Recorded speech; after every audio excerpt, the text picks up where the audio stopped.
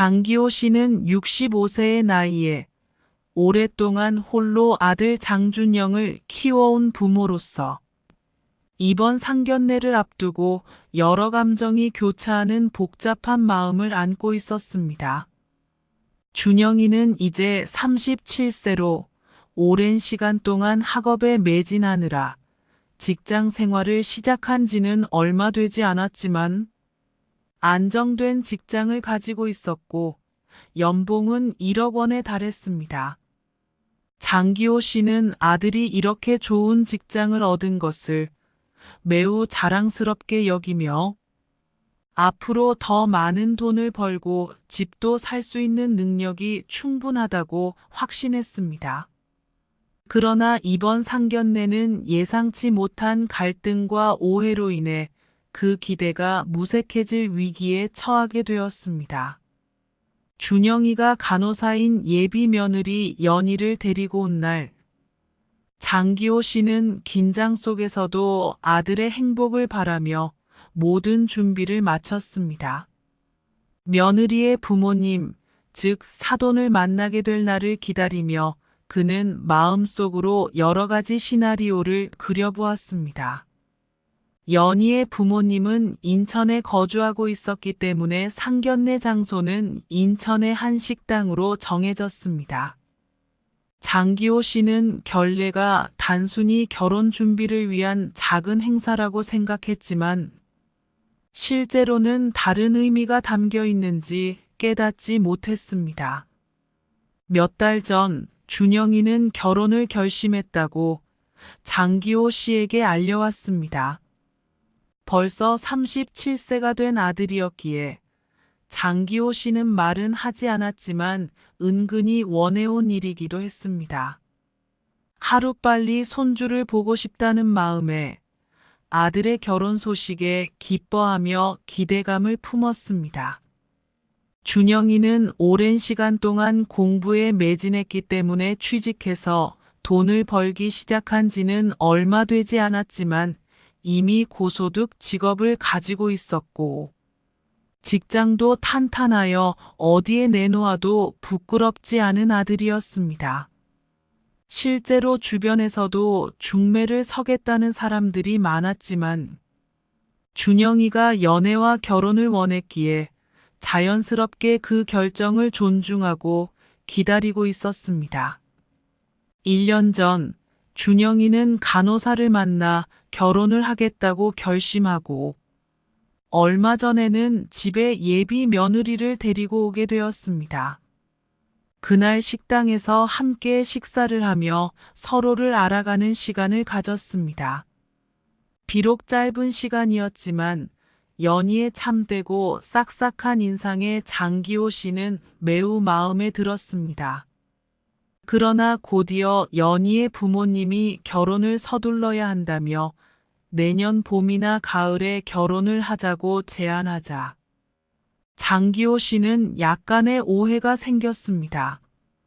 연희의 부모님도 마음이 급했는지 그래서 상견례를 서둘러야 한다는 의견을 내놓았습니다. 이로 인해 상견례를 먼저 해야겠다는 결정이 내려졌고 인천까지 가야 하는 상황이 생겼습니다. 장기호 씨는 아들과 예비 며느리가 모두 서울에 거주하고 있었기 때문에 인천으로 이동하는 것에 다소 의아함을 느꼈습니다. 하지만 연희의 부모님이 인천에 사신다는 이유로 인천의 식당에서 상견례를 하기로 한 결정에 대해 크게 문제 삼지 않았습니다. 단지 결례를 여자 쪽에서 하는 것이라 들었기 때문에 잘 몰랐던 규칙을 따르기로 했습니다. 하지만 이러한 일방적인 통보에 약간의 불편함을 느꼈지만 좋은 것이 좋은 것이라며 가능한 한 아들의 결혼을 지지하기로 마음먹었습니다. 상견례 날이 다가오자 장기호 씨는 아들에게 혼수에 대해 물었습니다. 준영이는 직장에 들어간 지 몇 년 되지 않아 혼수 준비가 걱정된다고 했습니다. 이에 장기호 씨는 아들에게 1억 8천만 원을 지원해 주겠다고 했지만 준영이는 그 돈으로도 부족하다고 사양했습니다. 준영이는 자신이 모은 돈 1억 원과 연희의 6천만 원을 합쳐서 전세를 시작하려고 했습니다.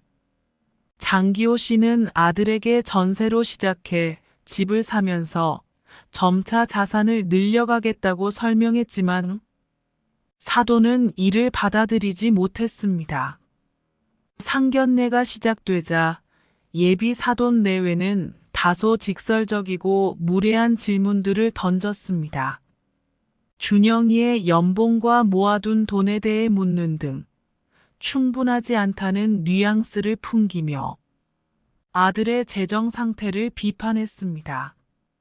장기호 씨는 아들에게 지원해준 돈이 많지 않더라도 결혼을 위해 준비한 것이라며 사돈에게 설명했지만 사돈은 그것조차 부족하다고 여겼습니다.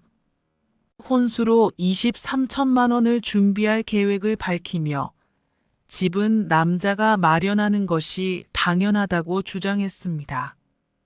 장기호 씨는 아들이 지금까지 모아둔 돈과 자신이 마련한 금액으로 전세를 시작하겠다고 설명했지만 사돈은 이에 불만을 표했습니다. 그들은 딸을 시집 보내는 것이 아니라 마치 물건을 거래하는 듯한 태도를 보이며 대화를 이어갔습니다. 장기호 씨는 참을 수 없는 분노를 느꼈고 결국 자리를 박차고 일어나겠다고 선언했습니다. 준영이도 아버지의 결정을 따르며 일어섰습니다. 사돈 내외는 당황했지만 장기호 씨는 이미 마음을 굳혔습니다. 차로 돌아오는 길, 장기호 씨와 준영이는 무거운 침묵을 유지했습니다. 장기호 씨는 아들에게 더 이상 손을 뻗지 않고 아들의 행복을 우선으로 생각했습니다. 며칠 후 준영이는 예비 며느리와의 파혼을 결심했고 가족들은 큰 혼란에 빠졌습니다. 그러나 준영이는 자신의 결정을 굽히지 않았고 장기호 씨는 아들의 선택을 존중하며 안도했습니다. 시간이 지나면서 준영이는 직장에서 더 큰 성공을 이루었고 아버지의 지원을 받아 작은 아파트도 구입하게 되었습니다. 새로운 연애도 시작한 준영이는 이번에는 더 신중하게 사람들을 만나고 있었습니다.